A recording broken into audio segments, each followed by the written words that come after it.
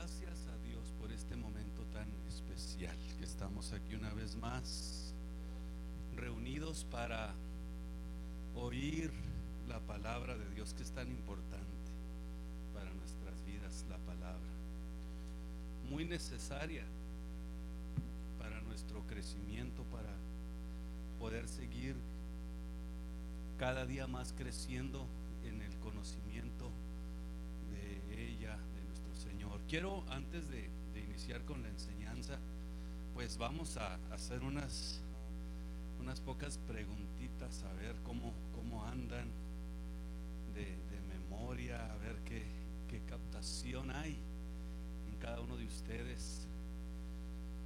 Y voy a hacer estas preguntas y pues lo hago más bien con la intención de hacer una evaluación, ¿no? de captación y de todo esto, que es algo muy importante. Primer pregunta que quiero hacer: ¿cómo pude definir el lugar donde comienza esta historia que estamos tratando? A ver si se acuerdan. ¿Cómo la definí? ¿Qué fue lo que dije acerca de esta historia? ¿Se recuerdan que yo les mencioné eso al principio de la enseñanza? Bueno, Israel, Babilonia, dos extremos en donde Daniel fue a dar como esclavo, o como, no necesariamente, bueno, sí, como esclavos, ¿verdad? Fueron cautivos. Hablé de los dos extremos. De ahí dijimos, de aquí comienza la historia. Dos extremos que sucedieron en ese cambio y el lugar hacia donde él fue a dar. Muy bien, ahí es donde hablé de esos dos extremos. Número dos: ¿cómo se llamaba el padre de Nabucodonosor?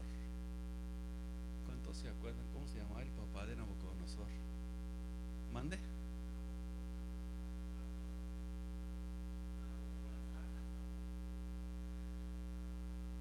¿Mande? Es Nabopolassar. Nabopolassar es la respuesta correcta. Después de la muerte de Salomón, ¿se acuerdan? Se dividió el reino de Israel en dos partes, norte y sur. ¿Quién reinó en el norte después de la muerte de Salomón? A ver si se recuerdan quién fue el que reinó hacia el norte. El norte es donde estaban las 10 tribus. Jeroboam fue el que reinó al norte.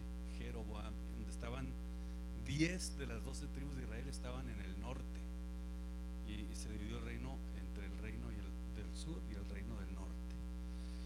¿Cuáles fueron los profetas que existieron en el reino del norte?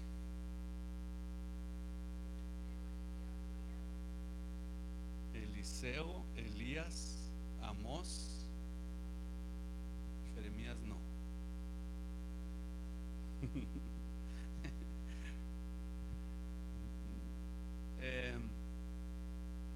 ¿Cómo se llamaba el que estaba en el reino del sur? A ver, levante su mano para contestar. El del norte dijimos que era Jeroboam, el que estaba reinando en el norte. Y los profetas que existieron en el reino del norte fueron Elías, Eliseo, Amós. ¿Y quién reinó en el sur? Estoy hablando después de la muerte de Salomón, cuando se dividieron las tribus de Israel, que dos quedaron al sur, y las otras 10 al norte. ¿Lo brincamos? ¿Mande? No fue Ezequías el que reinó en el norte. ¿Perdón? Al sur, perdón. Dije al sur, sí. No fue. ¿Cómo se llamaba, hermano? No sabe.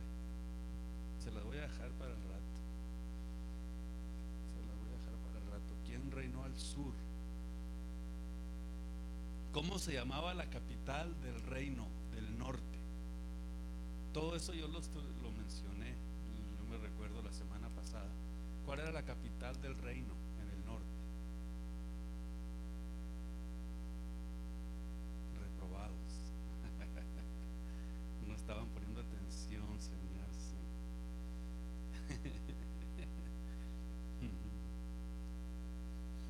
Dos que no se saben. Ok, vamos a ver la otra. ¿Y la del sur? ¿Cuál era la capital del reino? Judá, exactamente. Y eso que vienen entrando, de allá afuera. Judá era la capital del sur. ¿Qué profetas existieron en el reino del sur? Ahora sí. En el reino del sur, ¿cuáles fueron los profetas que existieron en el reino del sur? Eran tres. Esdras era escribano. Ezequiel, número uno. Perdón. Isaías. ¿Y quién es el otro, hermana? Decía la hermana. Jeremías. Esos fueron los tres profetas que existieron en el reino del sur. Fíjese, esto es importante que ustedes lo aprendan, hermanos, por favor, pónganle mucha atención a esto. ¿Cómo le llamaban al primer año del reinado en Babilonia? ¿Se recuerda que les expliqué también eso? Por eso Jeremías habla de que en el cuarto año del reinado de Joacim, el año de la ascensión, acuérdense. Hasta les puse el ejemplo. Si vamos a poner que el mismo año empiezan a reinar el gobierno de México y el reinado de Estados Unidos, pero el reino de México no inicia inmediatamente su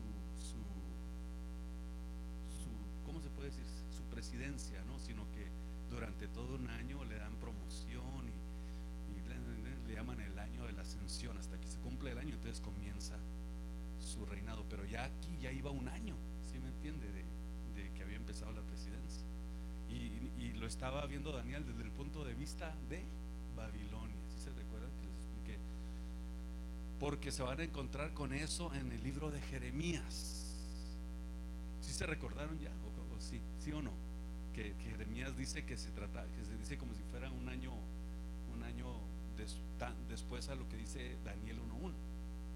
¿Cómo comienza diciendo Daniel 1:1?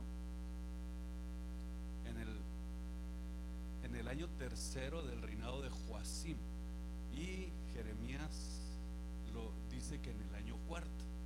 Por esa razón yo les explicaba esto que les acabo de ilustrar ahorita. Daniel lo estaba viendo desde el punto de vista en Babilonia, por eso se le llamaba el reino de la ascensión durante todo un año. ¿Cuál era el principal dios que adoraban en Babilonia? ¿Mande? No, también se los dije. No se llamaba así.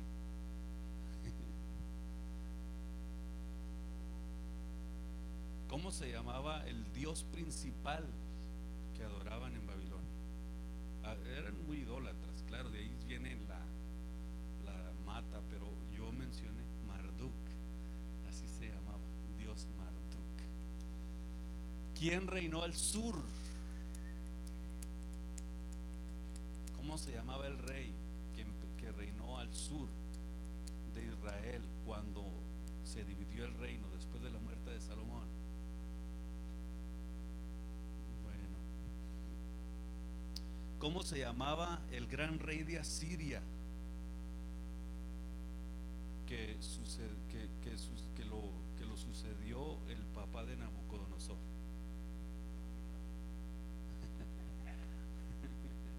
Asurbanipal se llama. Bueno, en español así se escribe, pero en realidad si usted lo busca en los diferentes textos varían algunas formas de escribirlo. ¿Mande? Ese mero es. Entonces, ¿cómo se llamaba la capital del reino del norte? se recuerdan? Mande. Samaria, acuérdense, son importantes. ¿Y quién reinó al sur? Era Roboam. Jeroboam y Roboam fueron los primeras dos reyes que iniciaron después de que se dividió el reino en Israel. Así que tome nota de eso para cuando alguien le pregunte un poquito acerca de esto. Quiero hablar antes de seguir, porque nos quedamos en el versículo, ¿qué dijimos? En el versículo 15, ¿verdad? Quiero hablar un poquito acerca de lo que es la historia, un poquito acerca de lo que habla de Nabucodonosor y cómo anteriormente, antes de que Nabucodonosor tomara la ciudad de Jerusalén, porque él lo hizo en 3 ocasiones. En el año 605 antes de Cristo fue la primera invasión que él hizo. Pero fíjese que anteriormente usted sabe que realmente Asiria era donde estaba reinando Asurbanipal. Él era un rey asirio. Y en el tiempo de Sedequías, yo sé que ustedes se van a recordar de esto, habla de ¿cómo se llamaba este reino? ¿Cómo Serane? Déjeme ver dónde lo tengo apuntado, porque yo me acuerdo que lo tenía aquí. En el capítulo 37 del libro de Isaías, Senarequib, no lo puedo mencionar muy bien, pero ustedes se acuerdan de Seranequib, que era un rey que en el tiempo de Ezequías quiso venir a invadir a Israel. En esa época, en el tiempo de Sedequías. Y Senarequib era un soldado que venía con la intención de destruir Jerusalén, de tomar la ciudad. Y Dios, en esta ocasión notamos cómo Dios tuvo cuidado de que no fuera invadida la ciudad de Jerusalén en esa ocasión. Cuando Senaquerib fue, Ezequías se dio cuenta, y dice el capítulo 37 de Isaías en el versículo 3, que habla que llegó un día de gran angustia. Fíjese bien, día de reprensión de Dios. Dios a través de Senaquerib le dio una lección a Israel para que se cuidara, para que tuviera cuidado, que entendiera que Dios, antes de mandar un juicio divino sobre su pueblo, en este caso podríamos decir sobre el mundo, no lo hace sin que antes Él lo anuncie. Pudiéramos decir que el anuncio más importante que Dios le dio a las tribus del sur fue cuando fue invadida las tribus del norte, cuando fue el norte de Israel fue invadido. En esta ocasión venía Senaquerib en contra de Israel. Rey de Asiria dice que envió esta comitiva de hombres para querer destruir la ciudad de Jerusalén, porque usted sabe bien que en esa época pues Asiria era el único que estaba con la intención de querer meterse y destruir Jerusalén y también cautivarlos. En realidad la intención y la idea inició con el rey de Asiria. Y en el capítulo 37 del libro de Isaías habla justamente de esa historia. Pero notamos en el versículo, específicamente en el versículo 35, donde Dios le promete amparar a la ciudad de Jerusalén para salvarla, por amor de mí y por amor de mi siervo David. Capítulo 35, 37, versículo 35. Voy a amparar esta ciudad. Dios no fue la única ocasión, fíjese bien lo que le voy a decir, no fue la única ocasión que defendió a la ciudad de Jerusalén y defendió al pueblo de Israel. Lo defendió en muchas otras ocasiones, dándoles oportunidades, porque se habían alejado de Dios, porque se habían apartado de la ley, habían dejado el sábado, habían dejado del servicio a Dios, y Dios a través de estas formas les trataba de abrir el entendimiento que algo grande venía y quería protegerlos y quería ayudarles, quería bendecirlos. Dios deseaba esa protección. Así que Ezequías dice que oró a Dios y se dio cuenta que venían todos los asirios en contra de la ciudad de Jerusalén. Y dice la Biblia que oró a Dios, lloró a Dios, le pidió perdón por el pueblo de Dios, y Dios en respuesta dijo que iba a amparar esta ciudad y que no iba a permitir que fuera invadida por los asirios. Esa fue realmente la intención de Dios. En el versículo 36 dice la Biblia que Dios peleó en contra de los asirios. ¿Y sabe cuántos muertos hubo en esta ocasión en el campo donde quedaron tendidos? Fueron dice allí 185,000 asirios muertos. Fíjese bien, qué impresionante. Ni siquiera utilizaron un ejército para detener a ese ejército de los asirios. Sennacherib salió corriendo hasta Asiria a avisarles lo que había acontecido, lo que había sucedido, cómo Dios había defendido de una forma milagrosa la ciudad de Jerusalén. 185,000 asirios, un solo ángel los pudo detener. Y aquí podemos ver cómo realmente la protección de Dios estaba con ellos.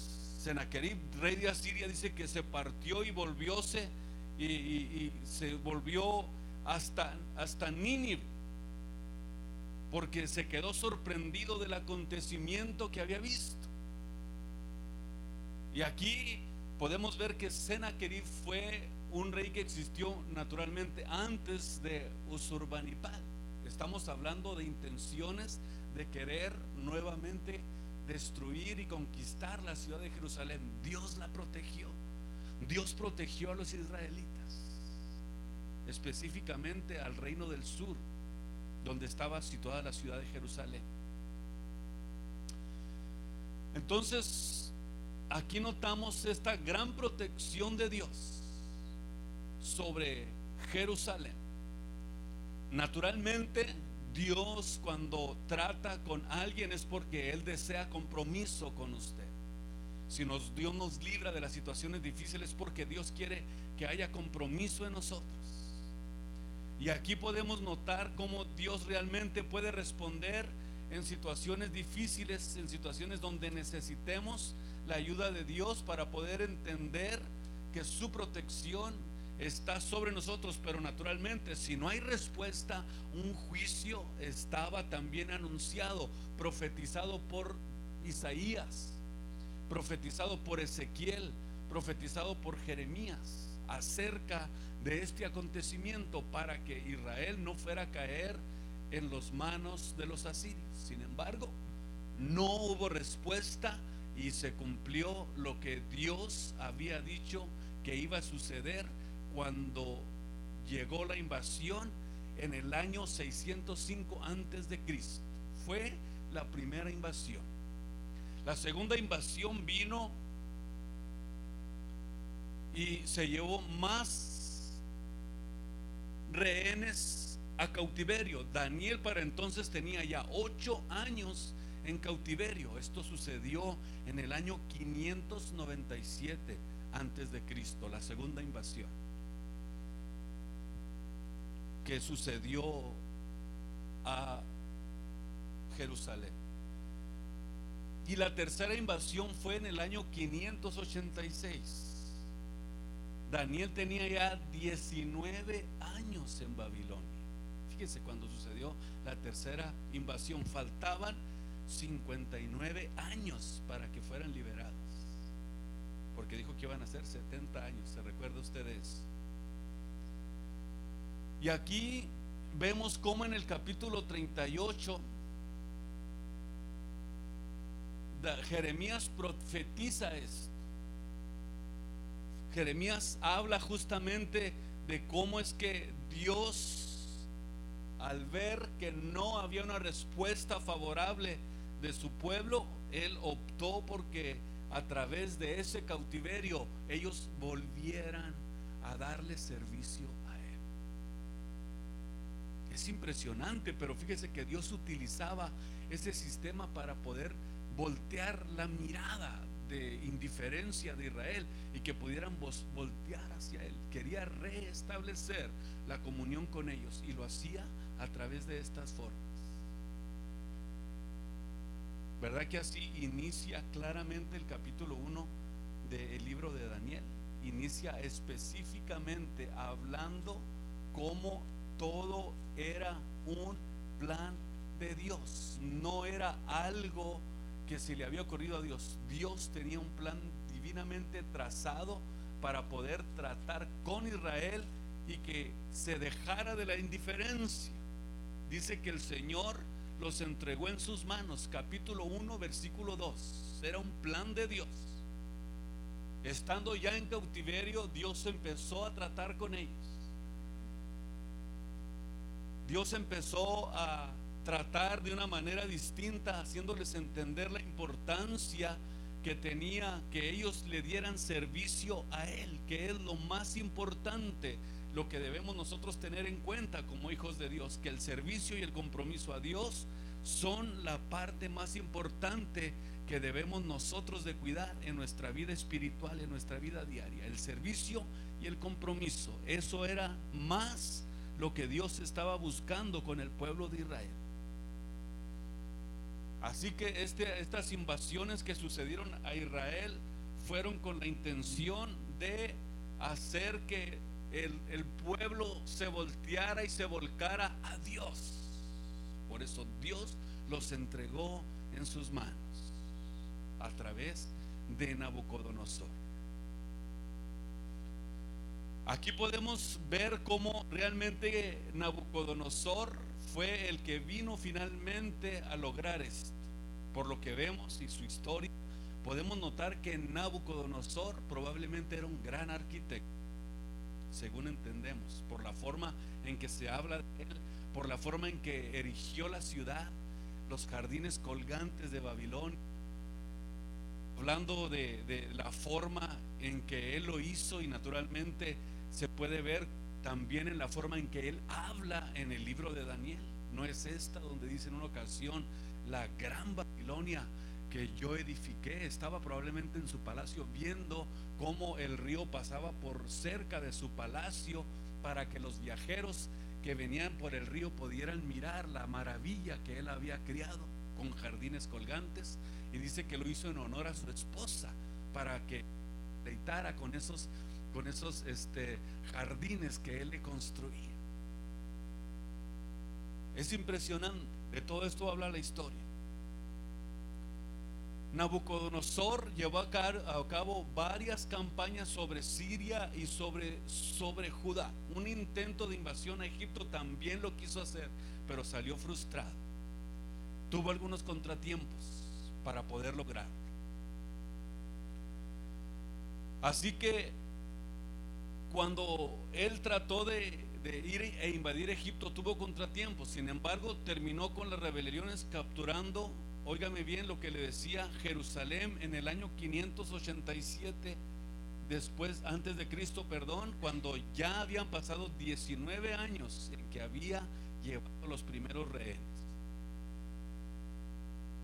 Cuando sucedió esta invasión en Palestina, en el área de Judá,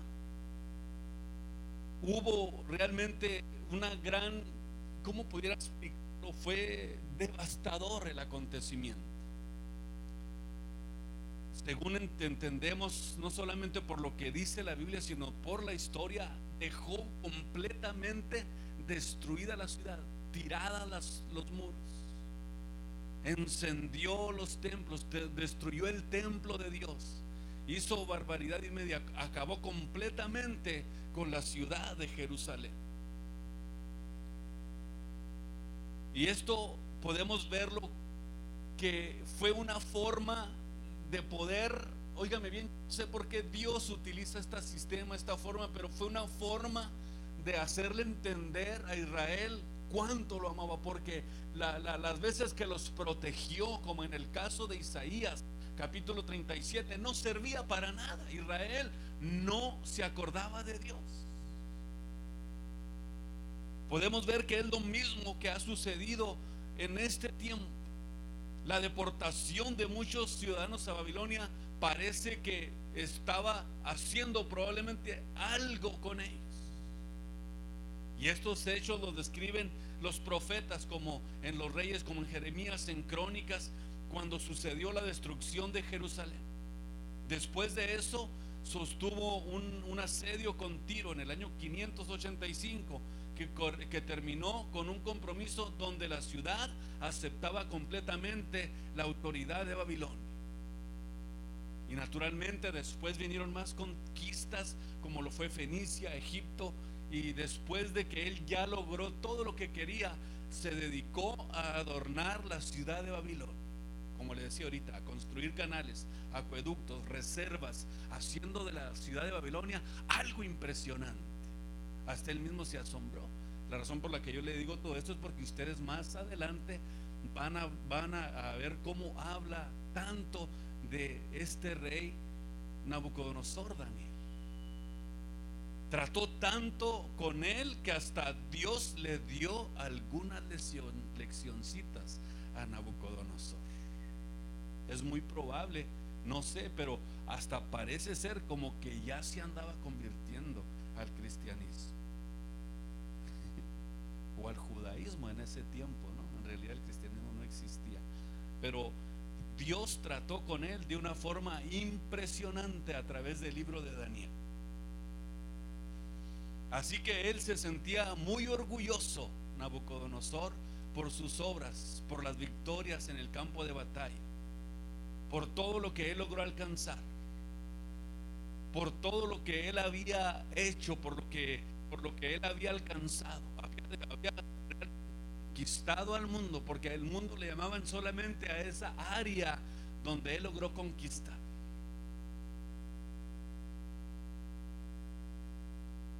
En Jeremías, capítulo 38,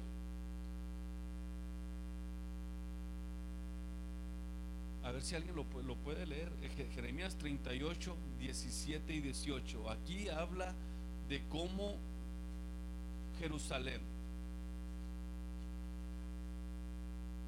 fue perdonada una y otra vez de parte de Dios.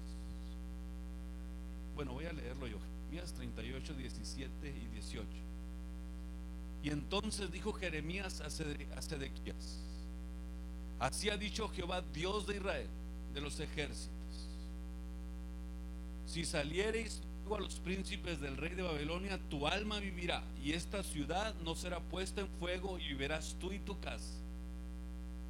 Hablando de las muchas misericordias que Dios tuvo con la ciudad de Babilonia.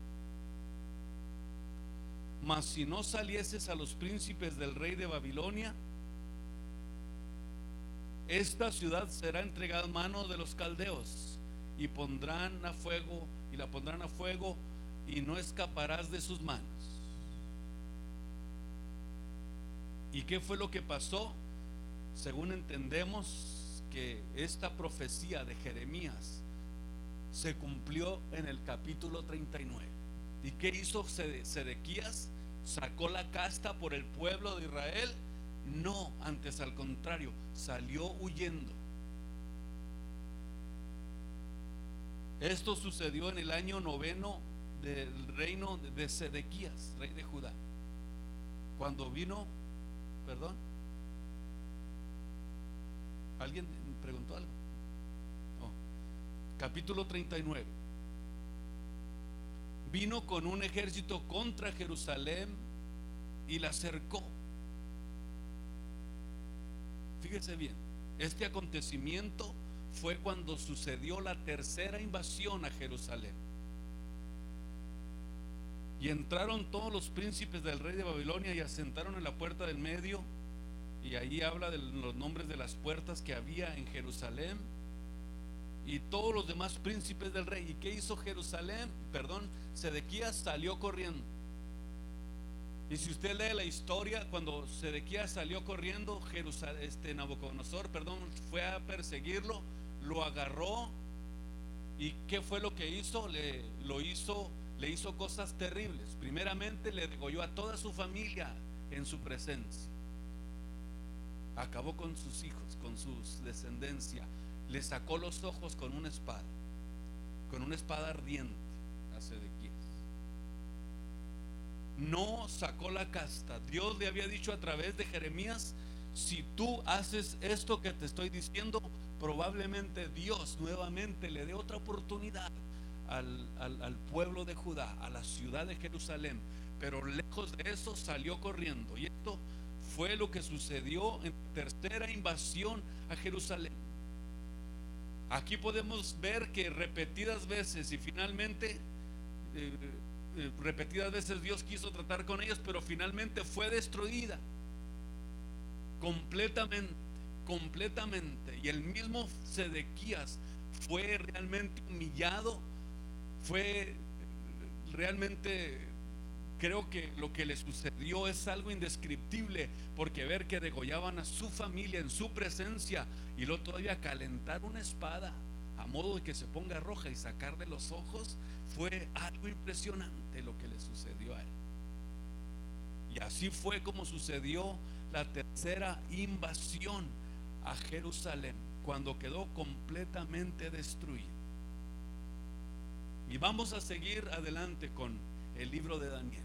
Solamente quería darles estas referencias para que ustedes vayan entendiendo cómo se fue dando la historia. Sennacherib existió antes de Nabucodonosor. Naturalmente que estamos hablando de años antes de que llegara el reino de Nabucodonosor, que fue el que vino completamente y destruyó la ciudad, porque recibió el reinado de parte de su padre, que a su vez se lo había entregado en sus manos Usurbanipal, rey de Asiria. No entiendo yo cómo un rey de Asiria puso en las manos de un babilónico, ¿no? La dirección de un reino. Pero bueno, son cosas que pasan. No sé si ustedes han oído un poquito de historia acerca de eso. Es impresionante. Así que después de Sennacherib vinieron más reinados. Yo me imagino que se quedó Asiria sin soldados. ¿Cuántos fueron los que murieron? 185,000 asirios murieron en una noche. Dios defendiendo a su rebaño, a su pueblo. Probablemente en intermedio de las enseñanzas traigo un poquito de historia para ir comprendiendo mejor todo esto. No sé si van formando un cuadro de lo que estoy tratando de mostrarles para ir hacia adelante. ¿Cómo es que fue a dar allá a Israel? ¿Qué acontecimientos pasaron? Hubo profetas que les estuvieron diciendo: tienes que tener cuidado, viene algo terrible, cuídate, no hagas cosas que no debes, tienes que tener mucha paciencia, mucho cuidado, cuídate de lo que estás haciendo. Dios a través de Sedequías le dijo: si tú te mantienes firmes, Dios te va a honrar y no va a ser destruida la ciudad de Jerusalén. Pero ¿qué hizo Jeremías? Dice que salió por las puertas de la ciudad a escondidas y salió corriendo y salió huyendo, queriendo huir de Nabucodonosor. ¿Habían escuchado esa historia ustedes de Sedequías? ¿No la habían escuchado? Es impresionante, leanla, ahí está, capítulo 38 de Jeremías. Así que entre más leamos y analicemos la vida de Daniel, con más claridad vamos a entender su integridad personal, su estilo de vida, que era inflexible, queda muy marcado. Yo creo que en cada vida de nosotros como creyentes, para poder entender lo que significa mantener nuestras convicciones como hijos de Dios, viviendo en la forma en que él vivió, en una vida tan contrastada al sistema de vida que él estaba llevando en Jerusalén. Muchos cristianos tienden a flaquear y a ofrecer explicaciones, pudiéramos decir, ambiguas, sin sentido, para poder abstenerse de ciertas actividades seculares, comprometiendo sus convicciones. Por eso es que tenemos nosotros como hijos de Dios entender que donde quiera que estemos vamos a estar rodeados de situaciones que van a ser contrarias a nuestra forma de vida. Simplemente con traer un teléfono en su bolsa, usted, ayer lo dejé el teléfono, con tener el teléfono en su mano, ustedes tienen una bomba en su mano. Si no la sabe utilizar, va a destruir su vida. Todo lo que nos rodea es contrario. Imagínense a Daniel dentro de un ambiente donde estaban queriendo meterlo a un ambiente contrario a lo que él había recibido en Jerusalén, sirviendo en el palacio del rey, sirviendo, óigame bien, en lo que era el servicio a Dios. Daniel era alguien que estaba dentro del ambiente de un reinado. Por eso es que cuando fueron llevados a Egipto los eligieron a ellos, porque eran gente de sangre real, entendían lo que es administrar en un reinado, y de eso se aprovechó Nabucodonosor para llevarlos y utilizarlos, y utilizar todo lo que sabían, la capacidad que tenían para poder utilizarlos él en su reino. Esa fue la forma y el estilo de vida de Daniel. Pudiéramos decir que así debe de ser también nuestra forma de vida, nuestro estilo de vida en un ambiente contrario a nosotros. Aquí todo es contrario para nosotros, hasta lo que vemos a veces es contrario a nosotros. Vivimos en un ambiente donde tenemos que cuidar todo lo que vemos, todo lo que hacemos, todo lo que tocamos, todo lo que gustamos, porque tenemos un compromiso espiritual con Dios al cual debemos de cuidar. Tenemos que ser audaces sin reserva. Si Daniel quería, por ejemplo, abstenerse de comer, de beber lo que el rey le proveía, él pudo haberlo hecho de otra manera. Pudo haberlo tirado a la basura cuando nadie lo estuviera viendo.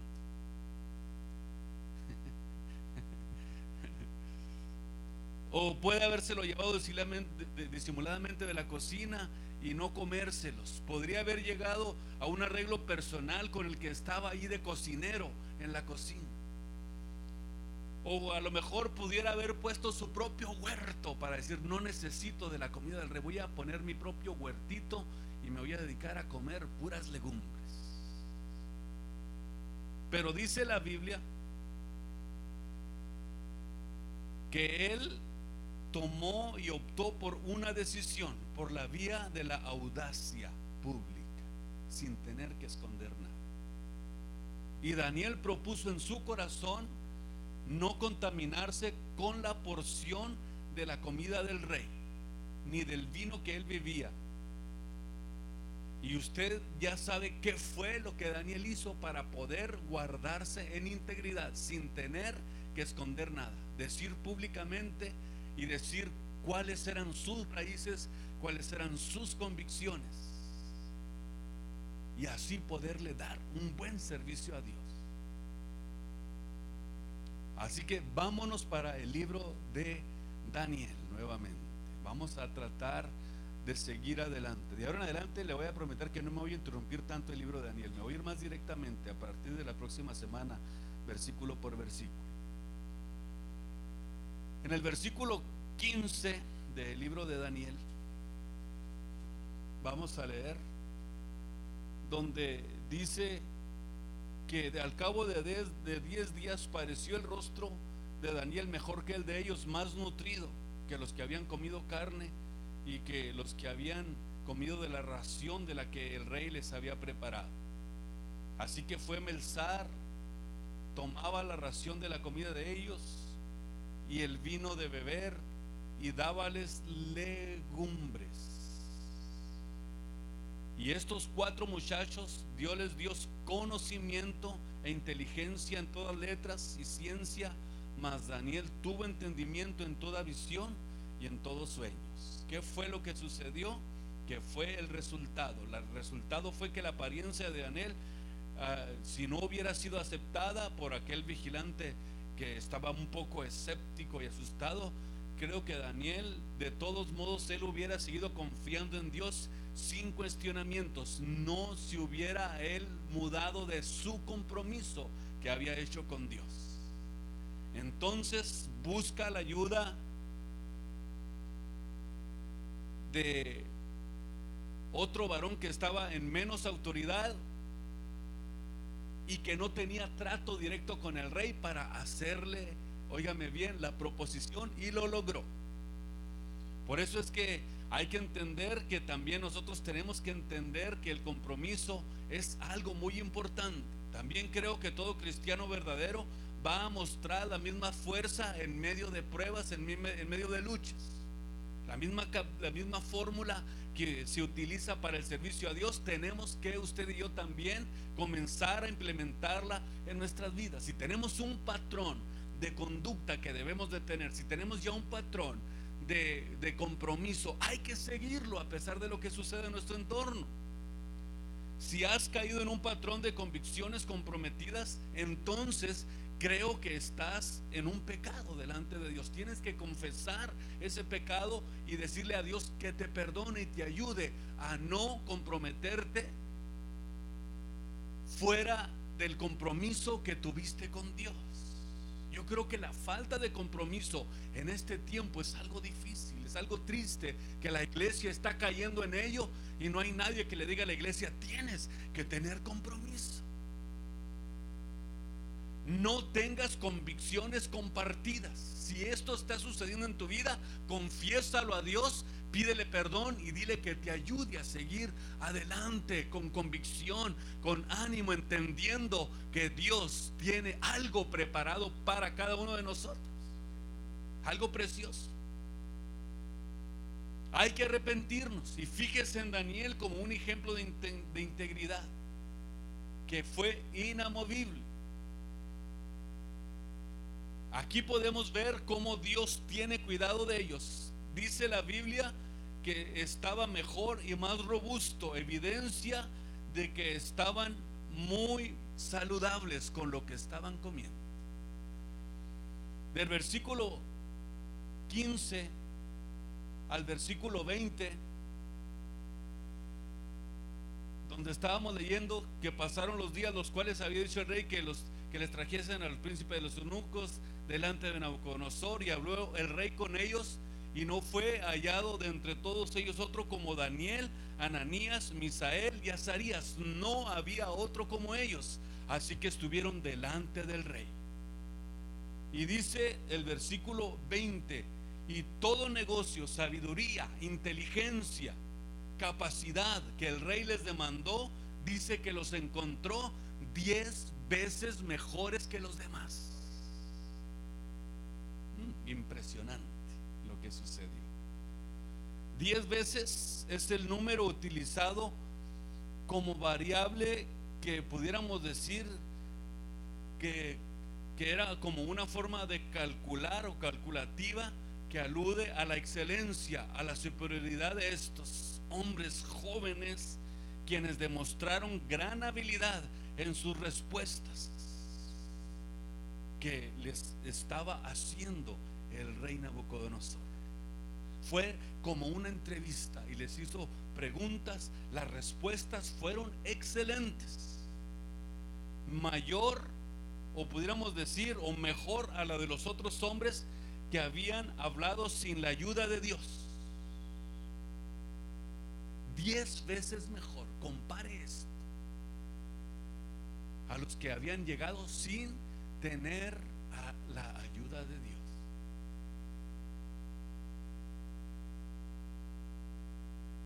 Versículo 21. Ciro, rey de Persia, conquistó Babilonia en el año 539 antes de Cristo. Su primer año, el primer año de Daniel, capítulo 10, versículo 1. Así que habla un poquito, ¿cómo pudiera explicarle? Como que se da unos brincos y luego se regresa nuevamente hacia el libro de Daniel. Si leemos capítulo 10, versículo 1 rápidamente, ¿quién tiene una Biblia? ¿Qué dice?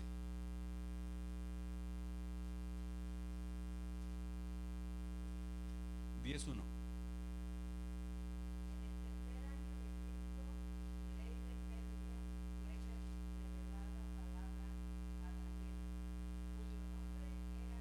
Belsasar. Por eso le digo, mire, aquí dice, y fue Daniel hasta el año primero del rey de Ciro. Naturalmente que está hablando Ciro, rey de Persia, que fue el que conquistó Babilonia en el año 539 antes de Cristo, en su tercer año. Es el último año histórico que Daniel menciona. Capítulo 2, versículo 1. Por eso vamos a ir comprendiendo todo esto. Capítulo 2, versículo 1.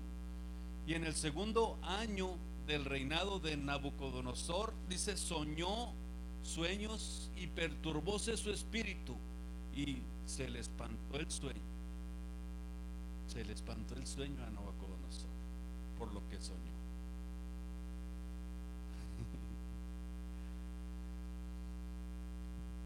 El ascenso de los 4 hebreos después de 3 años de preparación, como lo miramos al principio del capítulo 1, concuerda con el año de la ascensión o del ascenso después del sueño en el segundo año.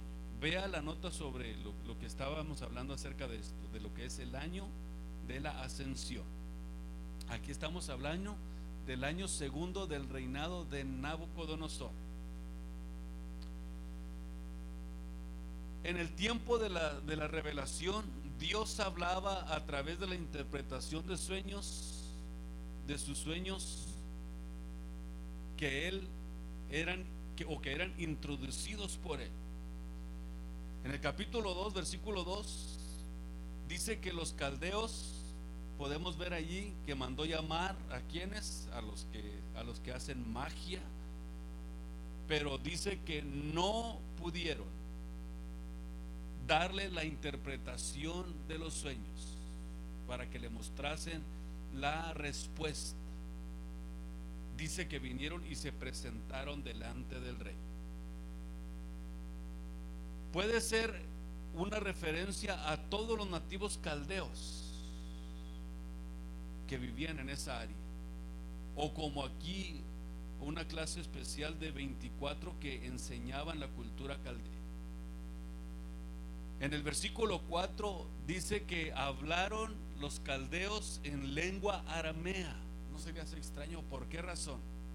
A lo mejor viene a su mente, ¿cómo es que ellos hablaron en lengua aramea? Pero el punto es que este lenguaje del arameo, al cual podemos ver que Daniel menciona repentinamente, que se mantiene allí y trata de entender qué es lo que pasa, por qué se habla que estos caldeos hablaron en lengua aramea. Y le dijeron, rey para siempre vive. Usted sabe, esa era la forma de exaltar al rey. Y notamos que se escribía con mucha, era muy común, por ejemplo, este lenguaje arameo era muy popular en los territorios de Babilonia, en los territorios de Asiria y Persia. Era un lenguaje que era muy conocido, la lengua aramea. La razón por que le menciono esto es porque realmente Daniel no utilizaba el lenguaje del arameo, sino que realmente él hablaba en el lenguaje hebreo. Que hay una diferencia entre lo que es el arameo y el lenguaje del lenguaje hebreo. Y en esos territorios era muy común oír hablar en esa lengua aramea. Por eso es que entendemos que a través de estos reinos, de los que eran Babilonia, Persia, Asiria, era un lenguaje que era normal, era útil en las relaciones gubernamentales, comerciales. Así que a Daniel me imagino que no le extrañó porque ellos hablaban en la lengua aramea. Por eso es que pasa este asunto acerca del arameo, porque este tema está centrado más en otras naciones y en otros asuntos propios de ellos, nada que ver. Ahora, versículo 5, vamos a ver. Respondió el rey y dijo a los caldeos: el negocio que se me fue, si no me mostráis el sueño y la declaración, óiganme bien, ustedes seréis hechos cuartos y vuestras casas serán quemadas y serán puestas como muladares. En otras palabras, el asunto, no lo olviden, mi decisión es firme. Con gran astucia el rey no contó el sueño a estos hombres, que ellos decían: si quieres que yo te interprete el sueño, rey Nabucodonosor, para siempre vive, dinos qué fue lo que soñaste. Es como lo que sucede cuando usted va a ver a los psíquicos, a los astrólogos. Realmente ellos no le van a adivinar nada de su vida, simple y sencillamente que usted va y les cuenta todo y se agarran de lo que usted les dice. Pero notamos que aquí el rey Nabucodonosor utilizó mucha astucia y dijo: no les voy a contar nada del sueño, aunque me lo pidan y aunque me lo quieran estar recordando, para poner a prueba a sus expertos que tenía en su reino. Estaban ansiosos por recibir una interpretación correcta, tratando de sacarle al rey qué es lo que había soñado. Por eso es que es muy notorio, que cuando usted ve este tipo de gente, lo primero que hacen es hacerle un interrogatorio completo de su vida, para tratar de que usted les diga y les dé la respuesta de su vida. Y en realidad no es que sean adivinos, simple y sencillamente era un asunto de Dios. Y cuando son asuntos de Dios, yo no creo que haya psíquico, brujo, ni magia, ni nada que pueda meterse en los asuntos de Dios. Este era un asunto de Dios. En el versículo que sigue, los hombres que se acercaron al rey les pedía y les insistía que les declararan el sueño. Y por segunda vez le dijeron: diga el rey el sueño a sus siervos y mostraremos su declaración. Capítulo 2, versículo 7. Diga el rey a sus siervos. Los hombres del mundo que confían en su propia habilidad carnal fracasaron. Los hechiceros en la corte de Faraón hicieron lo mismo. ¿Se recuerda usted en Éxodo capítulo 8, versículo 16 al versículo 19? Cuando vino la plaga de los piojos sobre todo Israel, sobre todo Egipto, perdón. ¿Qué fue lo que hicieron? Los magos que había allá en Egipto quisieron contrarrestar de la misma manera como lo hizo Aarón con la vara. Ellos quisieron hacer lo mismo, querer contrarrestar la plaga de piojos que había azotado a Egipto, queriendo hacer lo mismo, pero no les funcionó.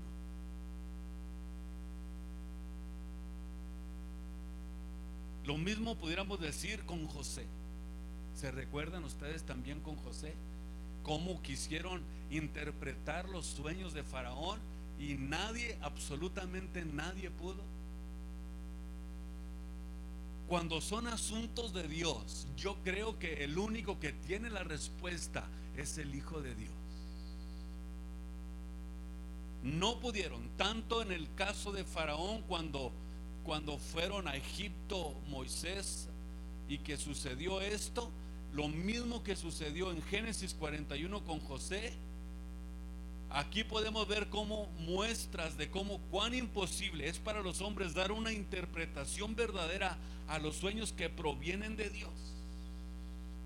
En cambio, Daniel, quien se mantuvo confiado en Dios a través de la oración, como dice la Biblia, recibió la interpretación sobrenatural de parte de Dios y dio crédito a Dios en su oración. Y podemos mirar que su testimonio delante de Nabucodonosor también fue una parte importante. Y podemos decir que el testimonio que él tenía delante de Nabucodonosor, más adelante, ¿qué es lo que sucedería? Que el mismo rey le daría gloria a Dios por la vida de Daniel. De hecho, en una ocasión declaró esto. Óigame bien, usted ha oído ya la historia de Nabucodonosor.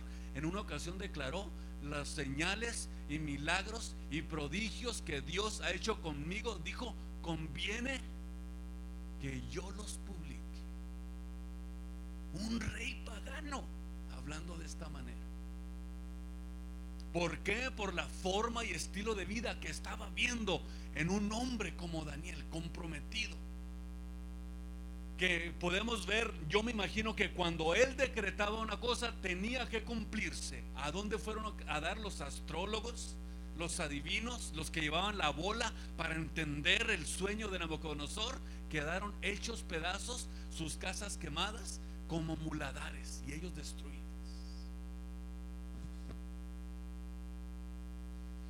Siempre va a sobresalir el que tiene la bendición de Dios sobre su vida, sobre todas las cosas. Siempre va a ser de esa manera. Dios siempre va a ser superior a las intenciones que el hombre tenga sobre su vida. Así sucedió con Daniel. Esta alabanza a Dios resume el tema de todo el libro en el capítulo 2, versículo 20 al versículo 23. No sé si pudieran irlo poniendo aquí, si se pudiera. ¿Por qué? Pues para que los hermanos los vayan leyendo conforme yo vaya hablando para la próxima semana, ¿ok? Aquí vemos que en el capítulo 2, versículo 20 al 23 habla y cómo Daniel se expresa de Dios. Algo impresionante. Dice que Dios es el que recibe la alabanza, que Él es el que hace que se puedan entender las profundidades de Dios. Él es quien controla todas las cosas, quien concede el poder, la sabiduría, el entendimiento. Decía, todo proviene de Dios. Por eso es que le da esta alabanza a Dios. Él dice que revela lo profundo, lo escondido, lo que está en tinieblas, y la luz, dice, mora con Él. A ti, oh Dios de mis padres, confieso, a ti alabo, que me diste sabiduría, fortaleza, y ahora me enseñaste lo que te pedimos, pues nos has enseñado el negocio del rey. Una gran revelación estaba recibiendo y estaba dándole alabanza a Dios por lo que estaba recibiendo. Yo no sé si usted también ocasionalmente diga gracias a Dios por todo lo que me concedes, por la vida, por mis hijos, por mi hogar, por mi trabajo, por mi familia, por la salud, por todo esto. Te alabo y te glorifico. Tú eres el único que tiene estos dones para cada uno de nosotros en nuestra vida diaria. Daniel, hombre, si hablando de Daniel, Daniel es como hablar de un hombre con responsabilidad, con sentido, de un hombre grande entre los hombres de Dios. Tú eres el que revela los misterios, tal como lo hizo durante todo lo que sucedió en el pueblo de Israel con Egipto, cuando estaban en Egipto cautivos. ¿Qué no vieron los israelitas? Por eso Él da ese reconocimiento. Hasta el versículo 28 habla de este reconocimiento. Entonces aquí podemos ver que Daniel delante del rey le dijo: Dios ahora me ha dado a mí la respuesta. El misterio que el rey demanda, ni sabios, óigame bien, capítulo 2, versículo 27. Me gusta leer ese versículo. Daniel le respondió al rey y le dijo: escúchame, rey Nabucodonosor, el misterio que el rey demanda, ni sabios, ni astrólogos, ni magos, ni adivinos, ni Walter Mercado, ni nadie los puede tener en sus manos. Nadie te los va a poder enseñar, oh rey. Es asunto de Dios. Y luego le dice: mas hay un Dios en el cielo, el cual revela los misterios. Él ha hecho saber al rey Nabucodonosor lo que ha de acontecer al cabo de días. Tu sueño y las visiones de tu cabeza sobre tu cama es esto. Así como lo ha hecho Dios a través de los tiempos, a través de los siervos a los cuales han servido a Dios. Nada más que no sé si empezar con esto, porque ya no tengo tiempo. ¿Cuánto me queda? No, 2 minutos para hablar de la interpretación del sueño. Voy a darles un adelanto en 2 minutos. Le dice Daniel, y para la próxima semana me ponen acá: 5 imperios sucesivos tendrán dominio sobre Israel, y se representan aquí como las partes de una estatua, de un cuerpo, como un hombre. En el capítulo 7 de Daniel, los mismos imperios son representados como 4 bestias. En el capítulo 7. Estos imperios son Babilonia, Medo-Persa, Grecia, Media y Persia, Grecia, Roma, y podríamos decir el imperio romano, que es finalmente reavivado al final de los tiempos. Son 4 reinos. Pero realmente no quiero entrar tanto, porque tengo que explicarlo detenidamente y ya no tengo tiempo. Se nos terminó el tiempo. Ojalá que pudiéramos tener más tiempo para poder explicarlo mejor. Ahora, antes de retirarnos, ¿tiene usted alguna pregunta acerca de lo que hemos tratado hasta hoy? Porque de aquí en adelante está impresionante, está buenísimo. En la próxima semana no me voy a detener, voy a irme directamente a esto. Directamente. ¿Tienen alguna pregunta? Algo que no hayan podido comprender y tratar de hacerlo en 2 minutos.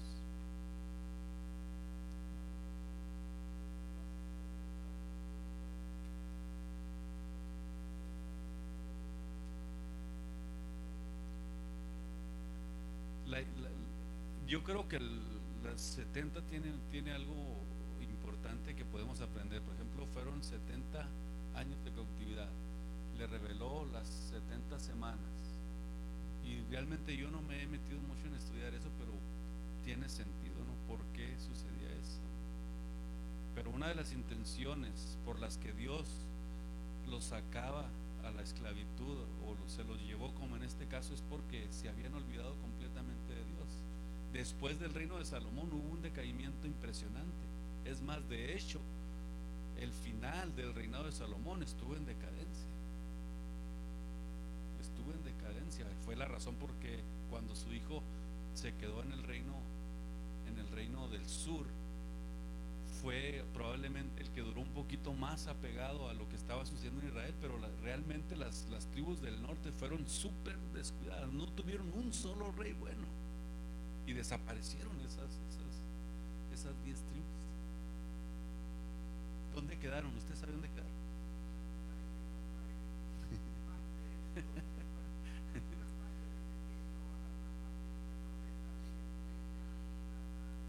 Desaparecieron completamente esas 10 tribus.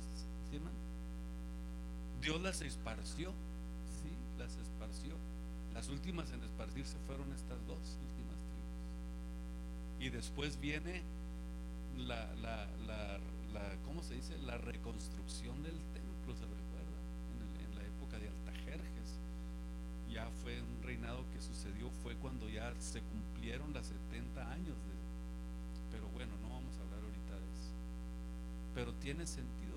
Yo creo que habría que ver qué es el número 7. De hecho, en la Biblia es significativo, ¿no? El 7 es el número de Dios.